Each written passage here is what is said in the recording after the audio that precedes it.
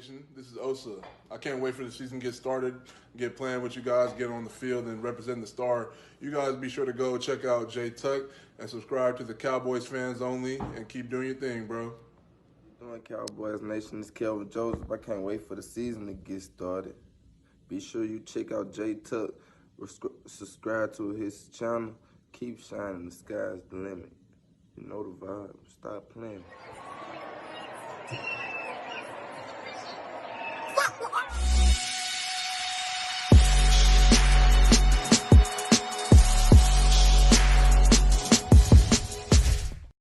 What's up, CFO gang? It's your boy J Tuck, and you are now tuned into the Cowboys Fans Only channel. So if you're new, go ahead and do your boy one huge favor. Comment, like, subscribe somewhere down there, someone actually right there. Turn that notification bell too to make sure you stay updated with all Dallas Cowboys and CFO content.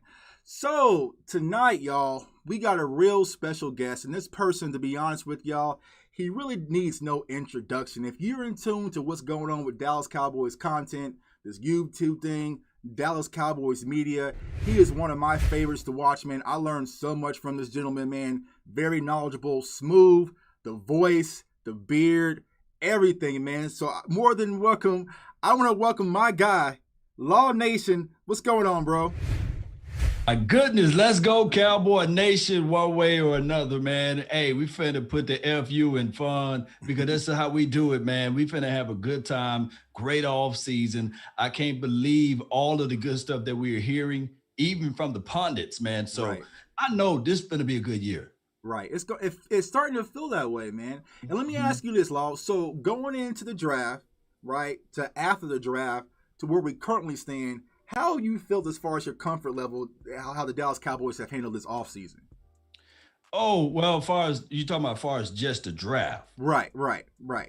I was worried at first. And if anybody watched the marathons that I was doing, I was worried at first. But then when everything came into place and then we got a chance to see the complete picture, and I sit back and said, man, this team is brilliant. Now we start to look at the individual guys, and I started looking at their film, and I give hats off to Jerry Wayne and John Stephen Jones and Will McClay and all of those boys, Chris Hall and all of those boys. Yeah. Like I said, I had the same sentiments, bro. Like when I was sitting back, if y'all watched our draft show, I wasn't happy, man. But it was like right. We had to sit back and really look back and see what is Dan Quinn doing with this defense. And as you mentioned, the ingredients, right? Because sometimes, you know, you've had guests over your house and they might be cooking or barbecuing. Like, bro, what kind of seasoning are you putting on there? And that's how I felt when I was watching this draft. Like, okay, what are you doing? But actually seeing what Dan Quinn is. Yeah, exactly. It's a little bit too much salt you put in there. But yeah, actually seeing what Dan Quinn is wanting to do and actually hearing from Dan Quinn, once I kind of heard from him in the post-draft conference, I'm like, okay, he was going for size. He was going for length. He was going for physicality and speed, different things which we didn't have in-house. And so we're at the point where we have to let him cook. And so, like I said, I'm more optimistic now seeing what Dan Quinn is going to be to the table. So I want to dive into Dan Quinn. You know, what is your thoughts on Dan Quinn? Because we're already seeing players from the standpoint of we heard Randy Gregory speak about it.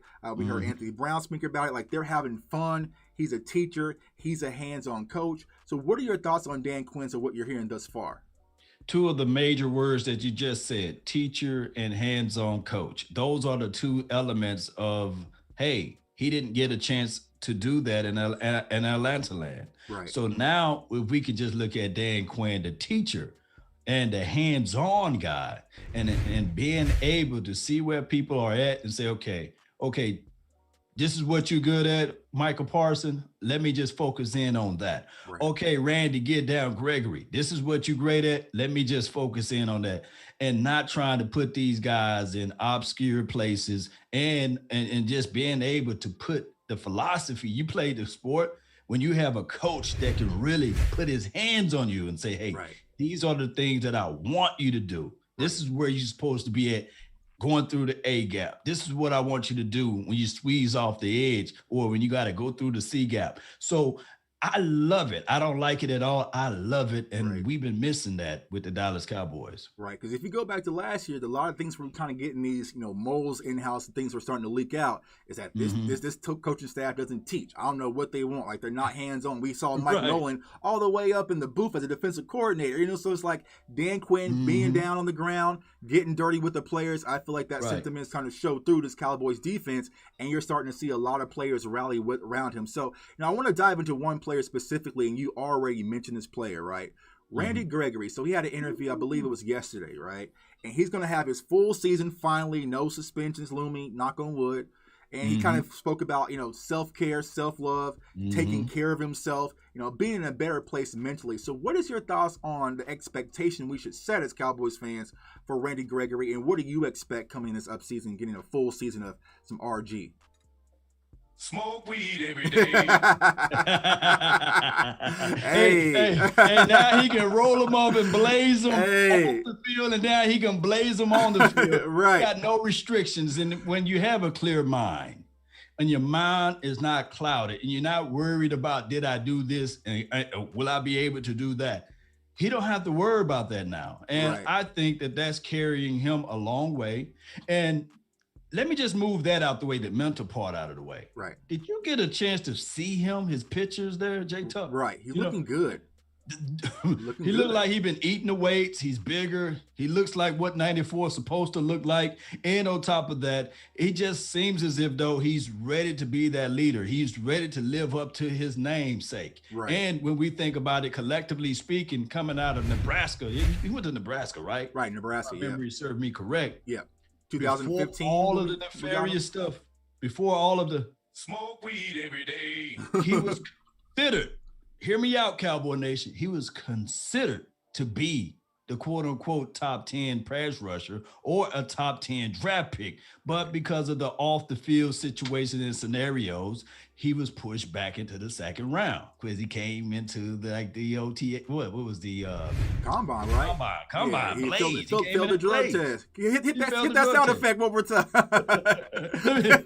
Smoke weed every day. You gotta be in a situation, bro, for you to come into the combine and pass the test. Like you ain't even got your foot in the door yet. But man, so Randy Gregory, so like I said, hopefully, man, he's in a much better spot. Yeah. And I feel like the upside, for Randy Gregory is tremendous, especially when you add him for a full season alongside DeMarcus Lawrence.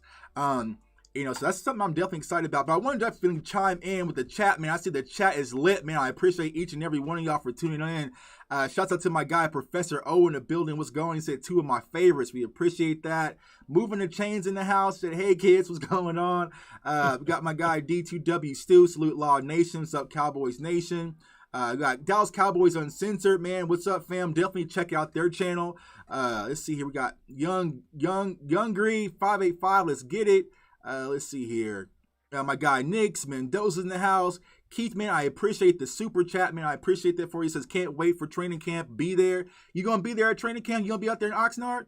Oh yeah. We're gonna be there. Me, Shango, and possibly you. Yeah, I'm gonna be out there. Yeah. Man. So here's what we gotta do though, Law. Because they talked about it today. Like the schedule is out there. It's in house. We gotta get that camp schedule, man. Because Mike McCarthy said the schedule is out for the media to already have. So we gotta get our hands on that schedule, man. But I'll definitely be out there in Oxnard, and I'm sure you're gonna be out there, Shango. I talked to Sky, big game, James. Like we all gonna be out there, man. So it's gonna be definitely a fun time, and I can't wait to camp. But I also want to dive into OTAs, right? So we had, the second day of OTAs, and you're hearing a lot of great things come out offensively, and especially about one of the most important pieces, Dak Prescott. So let me get your thoughts, man. How are you feeling about Dak from what you're hearing? Granted, he hasn't played much 11-on-11. It's Mike McCarthy said, of course, you want to protect your quarterback because I guess there was a situation where, one of the defensive ends, I think it was Basham, slipped and tripped and almost rolled into a backup quarterback's leg. You can't have that with Dak, right? So it's just been kind of 7-on-7 drills. But from what you've been hearing from your standpoint, Law, how are you feeling about Dak Prescott and his progress getting ready for the 2021 season? The most important thing that I hear from Dak Prescott will be the fact that nothing to do with physically playing on the field, but what the love and adulations that coach is spitting out to the media, saying that Dak Prescott is a leader. Right. That goes a long way, not a short way, because I'm not trying to put Brett Favre or Aaron Rodgers on his pedestal, but for a coach to say, hey, this guy's on the leadership role up there with those guys goes a long way. And I believe in every type of sport and anything that you do, you need that person that can command a team, that can get everybody on point and get everybody there. And I believe that is what Dak Prescott is bringing in.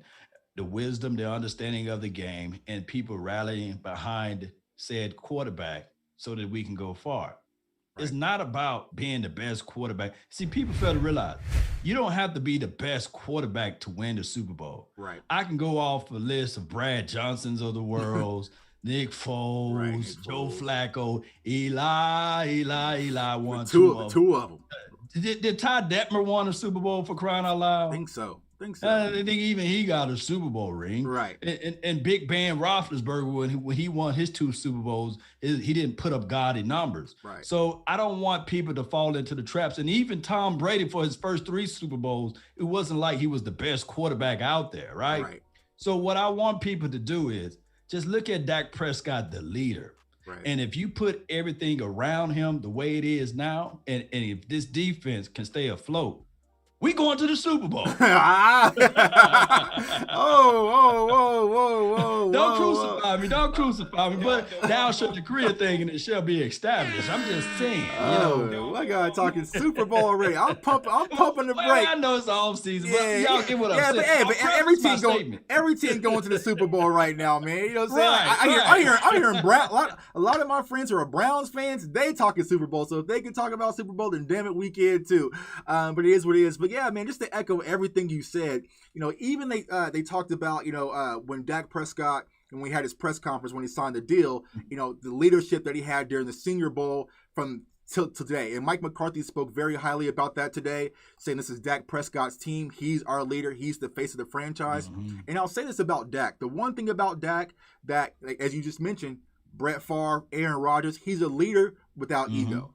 Right. That's a lot different versus being, just a leader with ego, because sometimes not a lot of people buy into that. I feel like we won't see instances, and I talked about this earlier in the video, where Dak Prescott's, waving off Kellen Moore like, nah, I'm going to change the play. I'm going to do it my way. Now, he might talk to you after, but I think it's going to be open conversation where it's going to be a more collaborative, impact between Kellen Moore, Mike McCarthy, and Dak Prescott. I don't see Dak Prescott being that type of player. And I think when the players kind of see that, they rally around it. You already see Kelvin Joseph, who's the defensive cornerback we draft at Kentucky. He's hanging out with Dak. He's doing charity events, different things with him and Michael Gallup. So he's kind of one of those guys you're just attracted to. And I feel like that's what we were missing last year when he went down in week 5. Yes, indeed, that energy. Oh, correction, Trent Dilfer. Somebody pointed that out. Appreciate Trent you. Dilfer, right. Yeah. Shout out to you too, Keith, for making the donations over there to help elevate this thing. Keep those donations coming. We appreciate all y'all support, Cowboys Nation. Now, another leader defensively, and this is a new guy that was spoken about today by Mike McCarthy, is Brent Urban. And he said that Brent Urban is one of those guys that when we lost Sean Lee and we also lost Crawford, we had to replace some veteran leadership in-house. I mean, granted, we still got DeMarcus Lawrence. Now, let me ask you this, because, do you consider DeMarcus Lawrence a leader per se, or is he one of those guys that just does things his way and the team kind of rallies around him? I don't see him as a vocal leader. What about you, Law? Vocally, no. Okay. Media-wise, I think that I like it when he talk. I know his mom called in and told him like, hush. Right? Hush That's Saints game. Yeah. That Saints game. Like the mom told him to shut up. Like, hey, no, he's actually on to something. Let him go. No, let him go. Let him talk. At least to the media, and that rallies up people. He don't have the gaudy numbers to really step up and have his chest out and be like, okay, this is what I do in the NFL, but he's great against the run. Y'all hear my word. He's great against the run. Not good. He's great. Right. He's great against the run. So that is some of the things that he brings to the table. Now with the Brent Urban that you mentioned, and I know he's going to play pretty much on the opposite side there. Right. I just think that if he can secure the cutback lanes and if he can penetrate the B or the A gap, wherever they have him at, he's long enough. He's 6'7" and he's 300 and I believe 8 or 9 pounds, give or take. I believe that he can penetrate better than Antoine Woods. Right. I believe that he will be better suited coming in better than what we had out of a Justin Hamilton. I believe, according to Pro Football Focus, for crying out loud, they had him ranked 3rd in the NFL against the run. Right. And whatever that number is. Now, you guys can challenge them on their research or what have you. That's that. So all of those things spells out this. If he's able to come with that type of energy, tenacity, and approach to the game and beat his one-on-ones, then that's when you're going to see the Randy Gregories of the world, the DeMarcus Lawrence, free, able to beat their guys, because you can't double team everybody. And when you get tired of whooping up on the 6'7", 305 or 8, 9, whatever pounds he is, he's tall enough to give God a handshake, for crying out loud. Well, if you are that tall and now it's the 4th quarter or late 3rd, you play football, offensive linemen don't rotate. They don't. They stay in that. They stay in that spot. It's 5 versus 3 or 4, give or take. So they're gonna stay there. Then we're gonna do one of these things. Switch. So you got a guy named Big Bo gonna come in there. He 360. Let me repeat. He 360. Ain't no more running in Dallas. That's what he said. Ain't no more running in Dallas, baby. Right. So from there, that makes this team better. And newsflash, we got Colston, who's good against the run, as well as Osa, and one of the guys that you had on the preview on the introductory there. So I'm not trying to sip out of the Kool-Aid or bring the Kool-Aid and make the Kool-Aid or whatever sprinkles all of the love and adulation for this team, but I just feel that this team is better than what we were last year. So you think roster-wise we are? On paper and roster-wise, we are. Okay. Gotcha. Yeah, and I feel like that was what the draft really meant. It was we're adding layers of depth. Just as you mentioned defensively, when you have an Urban in there, you can bring in, Bohannon, you can toss in Tristan Hill or Neville Gallimore, bring in Chauncey Golston or Oster, like you toss more wood into the fire and keep things burning up front, which to help our secondary. And going back to DeMarcus Lawrence, like they spoke about earlier today, that Micah Parsons was actually working with DeMarcus Lawrence on pass rush moves. But they also mentioned Brent Urban was also working with DeMarcus Lawrence to impact and get some help with his pass rush. And he said that DeMarcus Lawrence sees things from a different perspective, different angles, the way he uses his hands, because it's really about leveraging hands when you're rushing off that edge. And so DeMarcus Lawrence, he's kind of a quiet leader, y'all, because you really don't see him vocally, but he's one of those guys that you can definitely rally around. Now, I spoke about earlier Micah Parsons. So let me get your thoughts on Micah Parsons, and what is the tone and the sentiment you have feeling from when we drafted Micah Parsons, and how you feeling about him now, hearing what you're hearing from him coming out of camp? All right, so when he was drafted, I said, hey, this kid is raw. He's a guy that's going to have to learn and pick up this particular system that the Cowboys are trying to implement. And seeing his tape, going back, looking at everything. One of the games that you can look at will be, what was the game?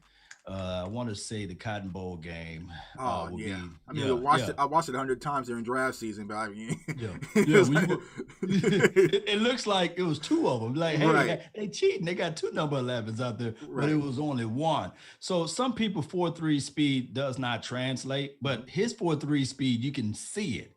And he turns it on and he leaves it on, like Tolos. Turn it on, leave it on. Shout out to 105.3 The Fan.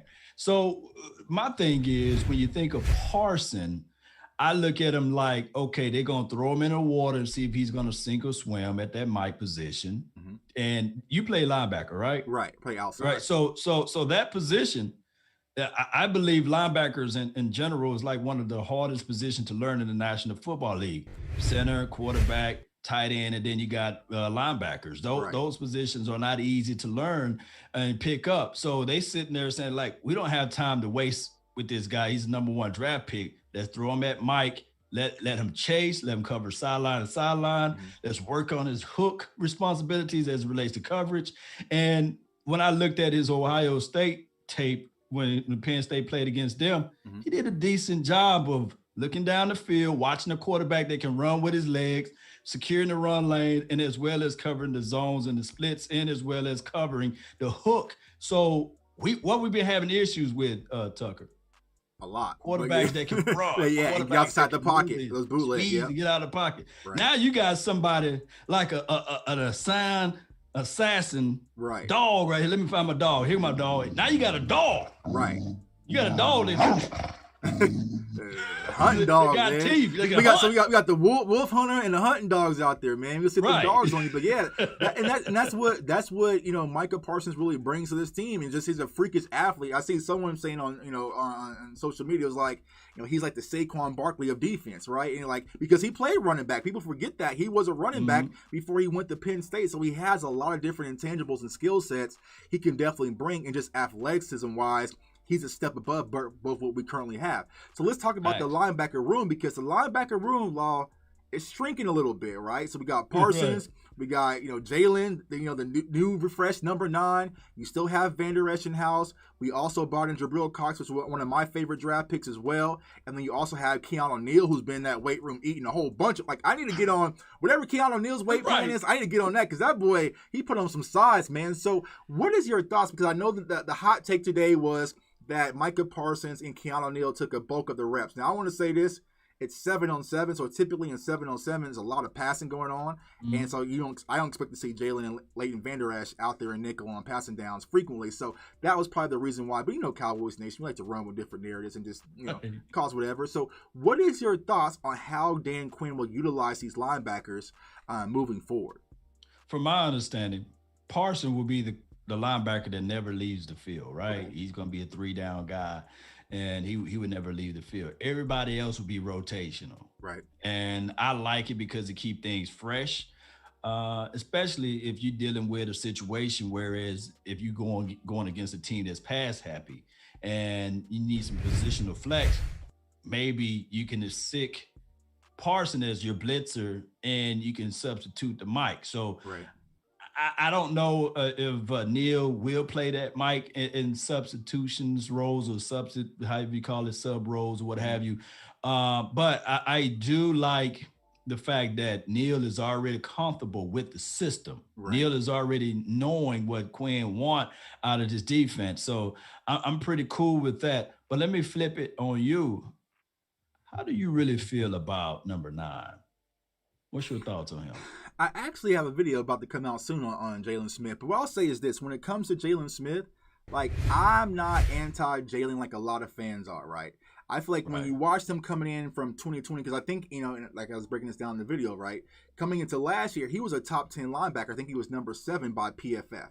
Coming out of last year, I think he fell to 44, right? And when I was breaking down the film on him, what really happened last year, y'all? A lot of hero ball going on. And rightfully so. I understand, you play the game, I play the game. If you're out there just getting dog walk, you're like, bro, this ain't working. I ain't not. You know what I'm saying? I'm just going to do what I think do instinctually to try to make something happen, because me running this defense, and there were so many times, Law, to be honest with you, I was watching film last year. I went back and watched the Giants game, which is one of Jalen's best games last year. But there was sometimes what are we running? There was a wide 9. You had Jalen Smith shifted all over to the weak side. It was 2 gaps wide. I'm like, it didn't make sense to me conceptually, right?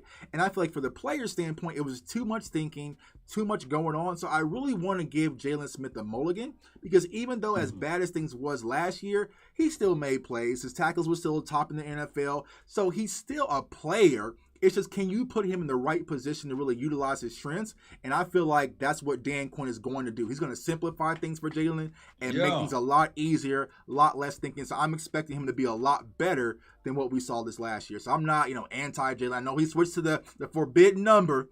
And Cowboys fans are like, that's off limits. But for the most part, I think you saw it. And I think Dan Quinn will find a way to utilize Jalen, to be honest with you.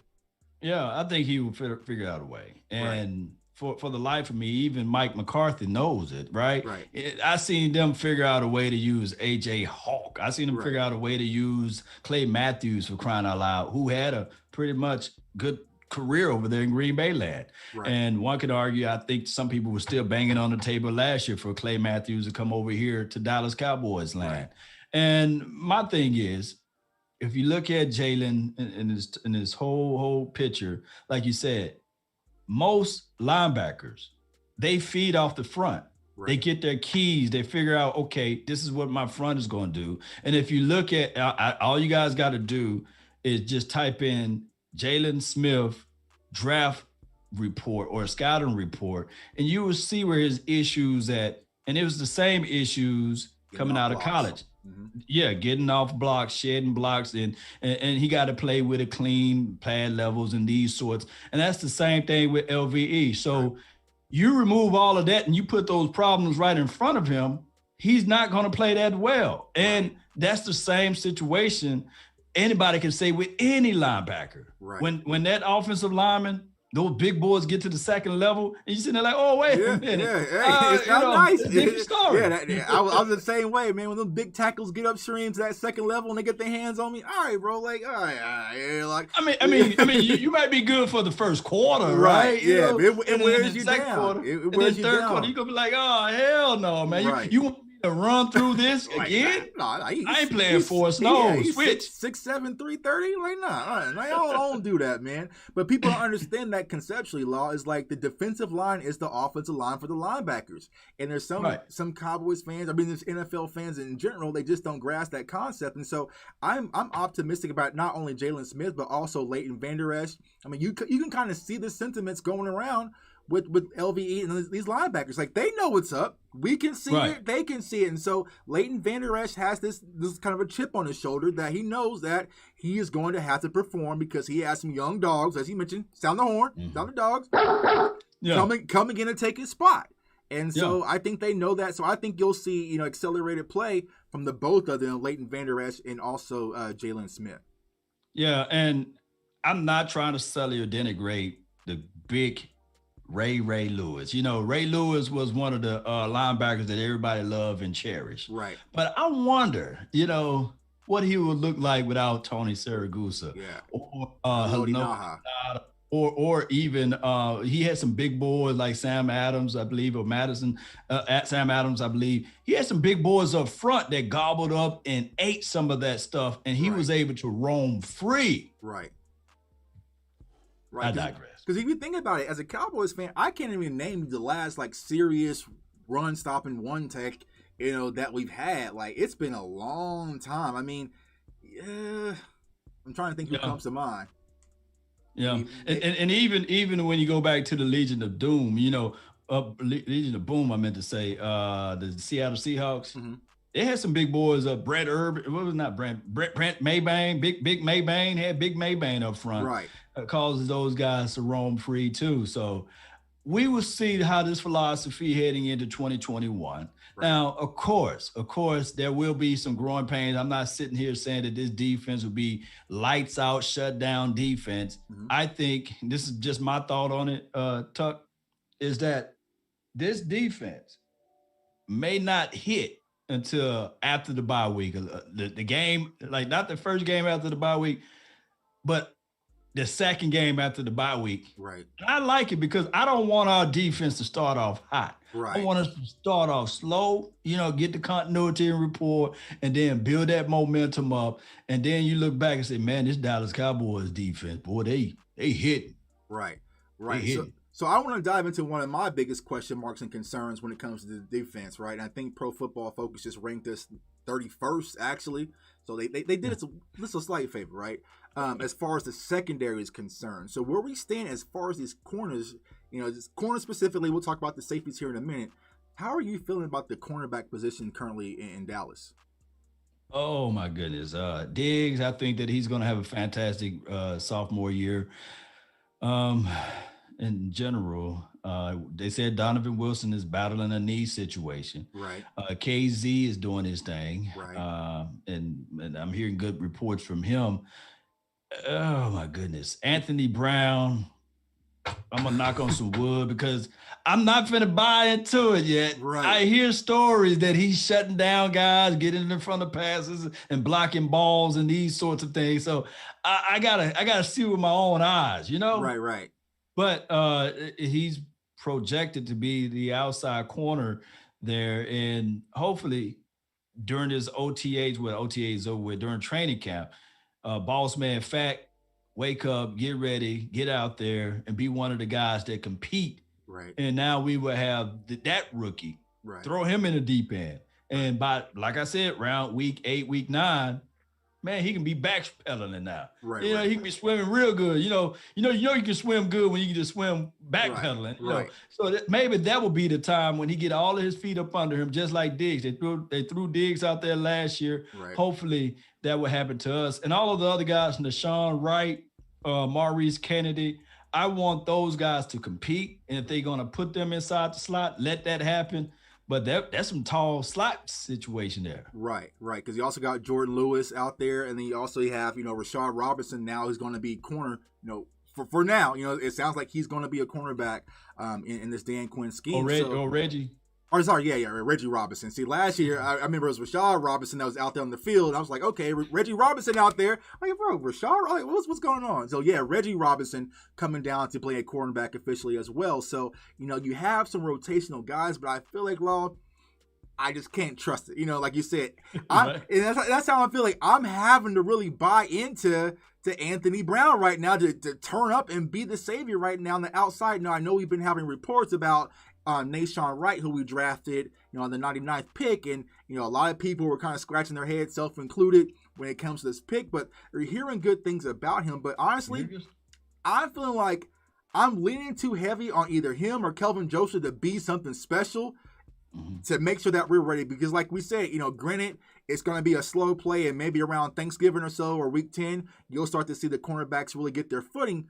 But we got them dogs out the gate. You think about it, you got Antonio Brown, Mike Evans, hell, Tampa Bay even got my guy Jalen Darden out of. So it's like, here we're coming loaded, Gronkowski, and it's like, all right, how do we really match up with this offense out the gate? We got Kansas City, we got a lot of firepower earlier in the season. So I need somebody to really step up to be that cornerback too. And right now, I really just don't know. So me personally, I would maybe lean for a veteran, whether it's a Brian Poole, whether it's a Richard Sherman, but we all know when it comes to spending money, it ain't happening, Dallas. So. It ain't happening, Captain. But I do like the new role that they're going to identify Jordan Lewis with, playing close to the box. They're going to do him just like they did with the Jamal Adams kid over there in Seattle. Right. They're going to put him close to the box. They're going to blitz him. They're going to drop him back in coverage and these sorts. So I can't wait to see it. It's all intriguing to us until we see it.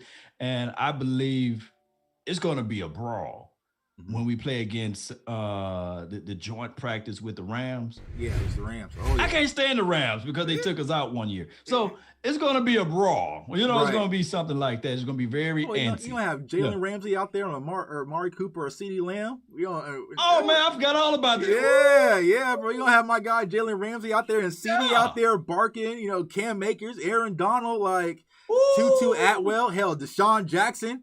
It's gonna be feisty out there in Oxnard. It's gonna be feisty. Yeah, it's gonna be feisty. It's gonna be chippy, man. So I can't wait to see it, man. Like that's what I'm looking forward to. When I saw that, hey, you know what I'm looking for? Aaron Donald versus Zach Martin again. Oh yeah.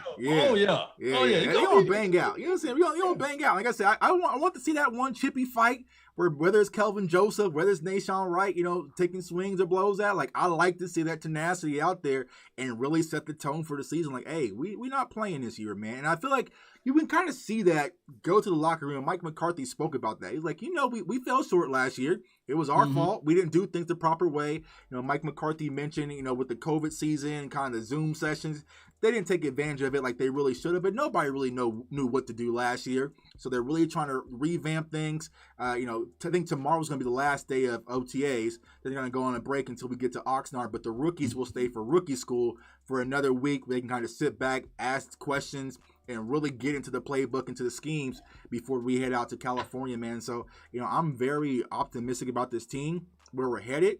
And, I'm not going to dive into predictions or anything like that, man. But I feel like things should be a lot better than what we saw last year, and that's the expectation for me, man. So I want to dive in the chat, man. I appreciate y'all rocking, man. Take a few questions with my guy, Law, man. So keep the questions coming. Let's see here. So why couldn't Dallas figure that out? Why be different? We don't want the rookies to hit a wall week 10. I think they were talking about the us not having a one tech. It's kind of that traditional guy with their Saragusa. So why do you think that we haven't addressed the defensive interior position, specifically the one tech, and also the safety position? I'll toss that in there because it seems like, here we are again, still kind of question marks about the free safety position. Yeah, the philosophy, normally when you see different teams make emphasis on maybe they go out there and go grab a big boy they can put inside, or they go grab a safety. Mhm. Well, our general manager, Jerry Wayne Jones and John Stephen Jones, Right. they have nobody to answer to. So Right. they can fall on the sword with their philosophy. They can go to the grave saying, okay, we don't need certain players, right? Right. So, and that's just how it goes. It's hard to look. You can take somebody who's making $50,000 a year, or better just bump the number up a little bit more, $80,000 a year, and you try to tell them to do something. They're gonna look at you and say, "You can't tell me what to do. I make $80,000 a year." Or you take somebody with making $100,000. These Joneses, they make billions of dollars a year. Right. You can't tell them what to do. Right. So their philosophy is just like what Troy Aikman said. And I hate to bring this up, but I do know that if who's in here, Dallas Cowboys Uncensored, they can give you guys the unfiltered version of it, right? Because I seen in one of their episodes, they unfiltered over there. Troy Aikman literally said, "We had to win in spite of the coaches." Oh man. And unfortunately, this is what this team have to do. They have to win in spite of the Joneses. And I'm not trying to sully or denigrate Jerry Wayne and things, but Right. it's just how it goes. So far as the philosophy of not going out there getting a true safety or a true one tech, hey, it is what it is. But hopefully we got Dan Quinn now who's working on one-on-one. They squeeze in Big Bo. Somebody corrected me and they said he's not 360 now, he's 330 pounds, but that's a start, right? Right. So they got him out there. They got a Brent Urban. Hopefully those guys can solidify the run stopping and we can get our linebackers to fly out and play freely. Right. And I think what really set me off, after the draft on day 2, is we were all sitting together as a family watching that post-draft press conference, and Stephen Jones said, well, that old safety position, we just missed out again. We just can't. I was like, bro, you think it's funny? Like, I was like, Right. yeah, if you watched our draft show, Shots Up to the Star Gang family, man, I came unglued. I was like, all right, now you playing around, bro. So, we'll see. But like I said, I heard great things about, KZ thus far from Brian Broaddus mentioned to it that, KZ's not allowing anything over top. So that's a step up above, who we had in prior. And then also about J-Ron Curse, who we brought in as a free agent as well. He's been playing well thus far. So, maybe one of these guys could be the diamond in the rough and become that guy because we desperately need it, especially in this single high coverage. Let's see. Hey, before you go into that details y'all go follow J-Ron Kerr's Twitter handle. He taking things personally. He said, don't be showing me no fake love. Right. I like the chip on his shoulder right now because he feels like he's been sullied and denigrated. So he's saying that, hey, I am, because all of the praise is going his way. They saying he's stepping it up in practice, and he's showing out. They're not even mentioned Donovan because of his knee or what have you. Right. But they're saying J-Ron Curse is stepping it up. Right. I like that tenacity. Right. Yeah. When you go to a new environment, keep that. Look. Well, you already know, Tuck. Keep that same energy. I love it. Right, Yeah. because here I'll say in Dallas, bro, you got to keep actually 2 chips because as soon as he gets his first interception, you're going to have cursed jerseys. Especially at the safety position, bro. You get 2 interceptions game 1 versus Tom Brady. Oh, man, it's going to be bright lights. So keep that chip on your shoulder their entire season, man. So, yeah, I like that, man. Like I said, we've been saying this frequently. Hit the dogs. More dogs on this defense, man. So hopefully that's going to be what we see moving forward. I'm asking a question for my guy. But just don't put a potato chip on your shoulder. Right, no, not a potato chip. Yeah, no Lay's, bro. Like a real chip, man. You put a Lay's in there. Hey, that didn't work out to nothing. Hopefully he gets that tatted over. A guy Mo asked about Tony Pollard, and I dropped a video on this last night. And so, let me get your thoughts, man. How do you think that Tony Pollard is going to be utilized in this offense? Do you think we're going to get this kind of same old? We're going to sit back next year saying, why isn't Tony Pollard getting more touches? Or do you think Mike McCarthy and Kellen Moore are going to use him in a variety of different ways to keep him on the field in different situations and have more of an impact? You make it to like all pro during the off season, believe it or not. Your war of attrition, of course, you got to fight that first. But this guy, Tony, he's been eating the weights, basically been in the gym, and he's been working out with plyometrics, calisthenics. He's been doing all of that good stuff during his off season. He's in tip-top shape. He's bigger now. He's faster, believe it or not, and he's going in and out of his cuts. He's reading even better. And of course, he's getting a little bit more cocky because today in practice, what have you, he gave the two fingers up. He gave the yeah. So I love it, and I believe that steel sharpens steel, iron sharpens iron. His workout regimen also woke up Elijah Elliott. Ezekiel probably looking at it like, man, this kid is hungry. Right. Oh, he's working out. Let me work out. Right. And I love it. It's contagious. So I think that Tony, how they're going to utilize him is just look up the word in the definition in the dictionary, nuances. That's what he's going to bring to the table. I think that Kellen Moore, who I blame for majority of some of these issues with the running backs, because he's still green, he's still fresh as it relates to calling running back plays. That's just my thoughts on it. He's just not that polished and poised with it. Right. Because think about this, and I know it's a long-winded question, though, answer to the question. But think about this. If you put Ezekiel Elliott and Tony Pollard on the 49ers, would people have their same, would they have the same reservations, right? Right. No, I don't think so. So my thing is, I know. This offensive coordinator, he got to figure out ways to utilize Tony Pollard and Ezekiel Elliott together. Right. This should not be third and fourth quarter. I want him to figure it out. Right. Third and fourth quarter. I want him to figure it out. Right. Kellen Moore, call better plays for these guys instead of reverse sweeps in the red zone, money zone, green zone, and get these guys going. Right. I think nuances is going to be Tony Pollard new key for this year. They're going to utilize him. Yeah, and like I said last night on the show, is like you can have Tony Pollard and Zeke on the field at the same time. What do you know, Cowboys fan? Because if you were to play him in the slot, and they sort of play in 2019 laws, one of my favorite games when we play against the Rams, right? Mm-hmm. We had Tony Pollard out there on the field. He was in the slot position. He came down as the running back, and Zeke was the up back. He was the lead blocker, and we led for like a 15-yard run with Tony Pollard. So there's different ways you can utilize him. And like I've been saying, he is our Tyreek Hill of this offense, but we just haven't unleashed them yet. So hopefully Mike McCarthy will. We got a good question I'm gonna pass to you from my guy Professor O. So he says, Law, any concern over the level of backup at the center position? We have Tyler Biadasz has 4 career starts. Nobody else on the roster really has any starts at the center position in the pros. You got flexibilities. The Connor McGovern, he can play center spot, and I believe in a pinch, they can always pick up the phone and call Joe Looney and say, hey, man, get off the couch, man. Stop eating your oodles and noodles and come on over here and block for Dak Prescott. Right. And I think that he did a serviceable job in 2018.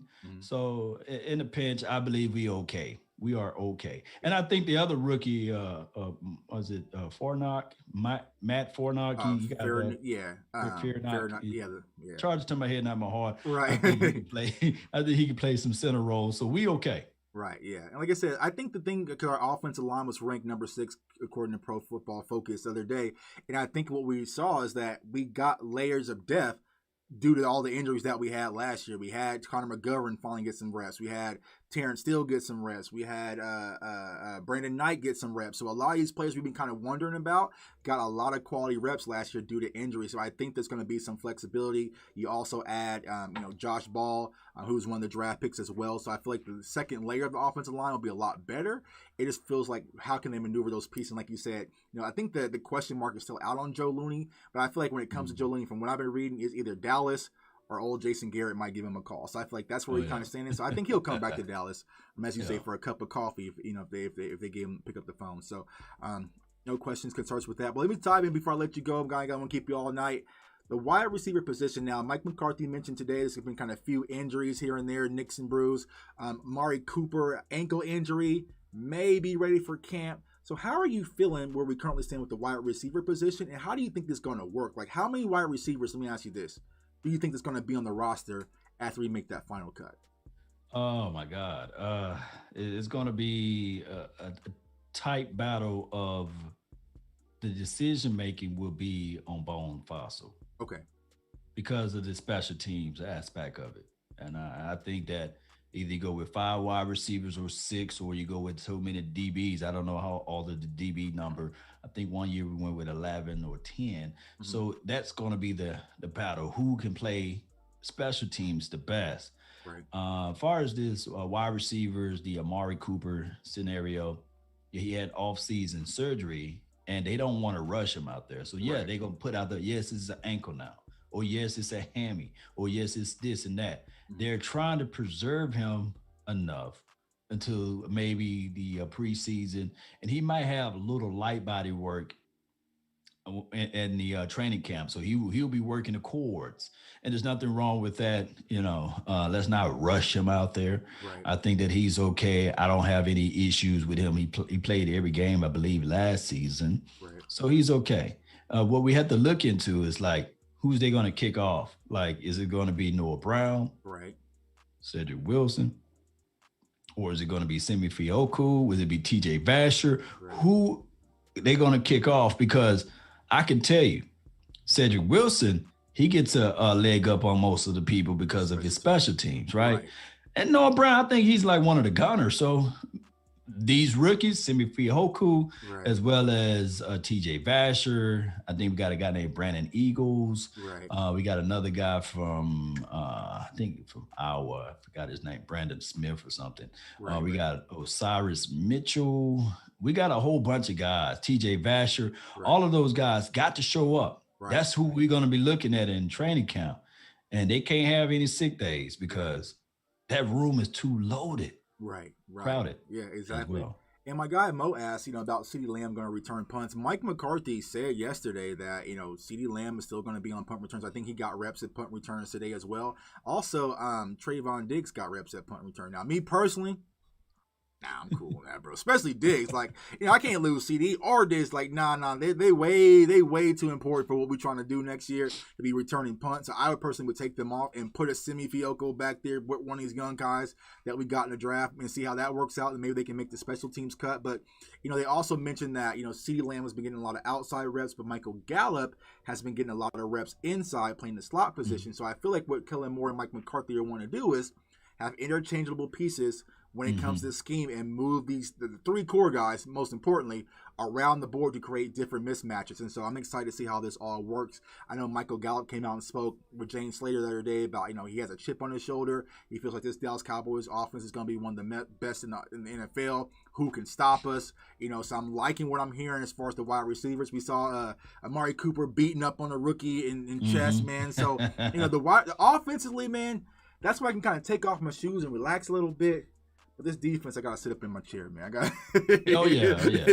So offense, we good. Yeah, offense, we good. The thing is with Gallup finally lining back inside, and he did it a little bit in college, and of course in high school he was a actual quarterback, so he knows the soft spots in the zone. He knows what the quarterback is looking for, and he got a concept of it basically. Right. Same thing with Cedric Wilson. This guy used to be a quarterback as well. So my thing is, this is more nuances that I believe that this is from Mike McCarthy influences as well as Ben McAdoo influences. Because think about it. And Scott Lanahan's system, which is the variations of what Kellen Moore is running, he had it set up as X receiver on the outside. That's all you do. We're not going to line you up inside. You never saw Megatron line up into the inside. You never really saw Desmond Brown line up into the inside. It was big.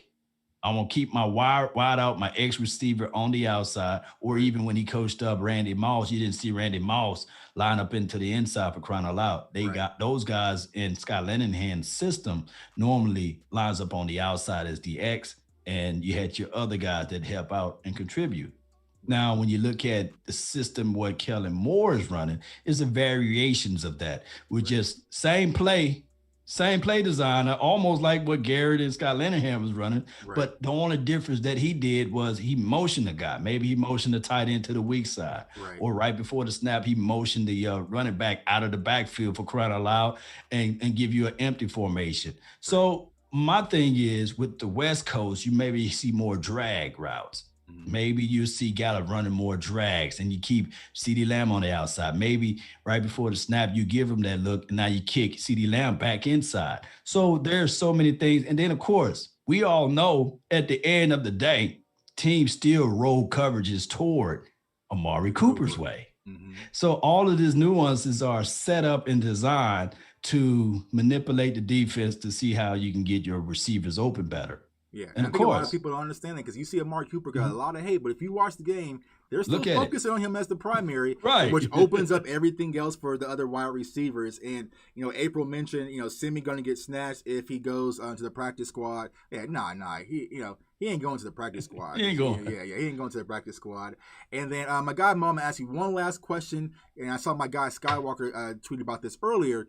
The tight end position. So how are you feeling when it comes down to the conversation between Dalton Schultz and also Blake Jarwin? Do you think that it's a possibility that Dalton Schultz could overthrow Jarwin and be our tight end number one? Because of course, Jarwin won't be ready until maybe, mid-camp, if that. But you're kind of hearing things kind of come out that Dak was in sync with Dalton Schultz, and Dalton Schultz is more proven, to be honest with you, than Blake Jarwin. So how do you feel about that tight end position? Well, what Schultz had north of 50 receptions.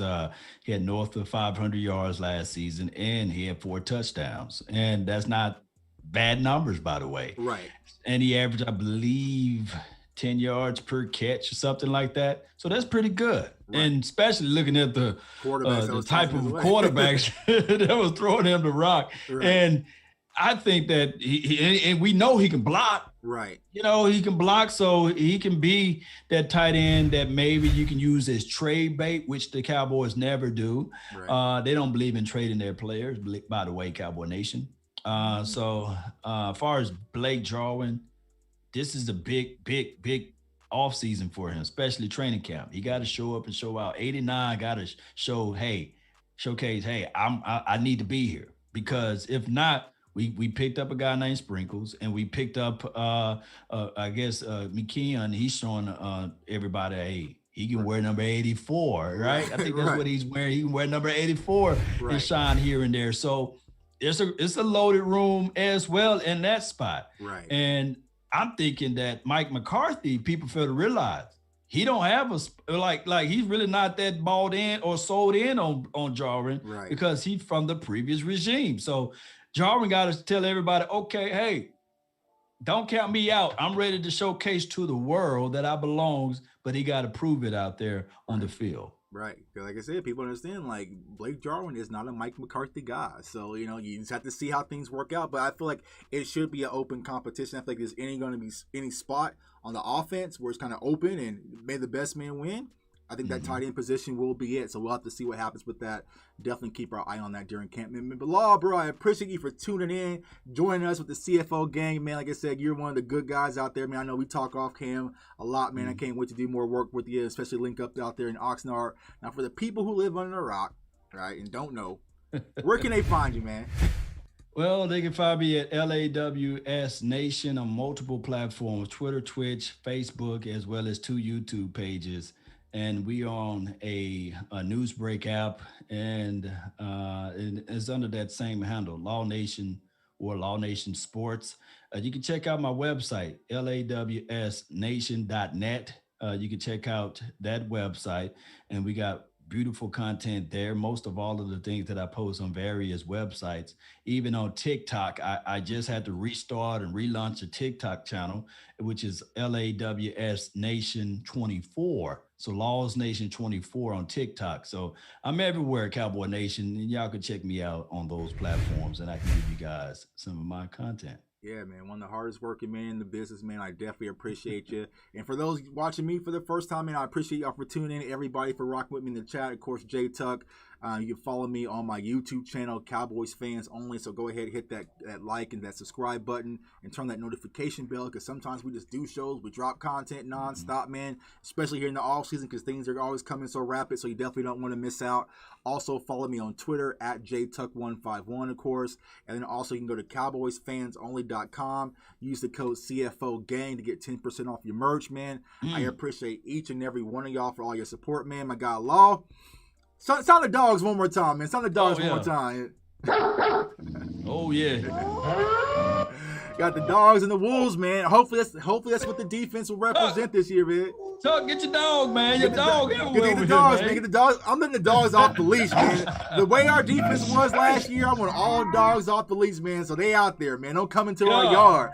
You know, it is what it is, man. So I appreciate you guys rocking with me. Like I said, I want everyone to have tomorrow night on this channel and also some other channels, but on this channel specifically, me and my guy, Cowboys Fan Talk Rome, we're going to go head-to-head with some Eagles guys, man, because they've been chipping back and forth on Twitter. So we're about to have a tag team matchup and show out. So Cowboys Nation, I need y'all to come and represent because we know them Eagles fans are going to be in the chat, lighting things up. I need y'all in the house because we got to represent because they've been talking bad on Dak Prescott and this offense and this team. It's time we put them in a place, man. So we definitely going to do that. So tune in tomorrow night, 6 p.m. Central, 7 Eastern for that, right here on the channel, Cowboys Fans Only, man. I appreciate each and every one of you guys. Everyone stay safe, stay blessed, stay encouraged. Let them dogs loose. Let them dogs loose one more time. I got something for the Eagles, man. Yeah. That's when y'all gonna kill them. Yeah, Man. and with the first pick of the 2021 NFL Draft and live in Las Vegas, the Philadelphia Eagles select. Womp, womp, womp, man. But hey, I appreciate you guys, man. Let's go. We'll talk to you guys soon. Peace out. Yeah. Having too much fun over here, man. I got some sound effects too, man. Press my buttons, man. What you got over there? Let's see. I got my sound effects. Hold on. I got it's got a little biggie. There you go. Got a little biggie small here going. Yeah, got my Don DeMarco.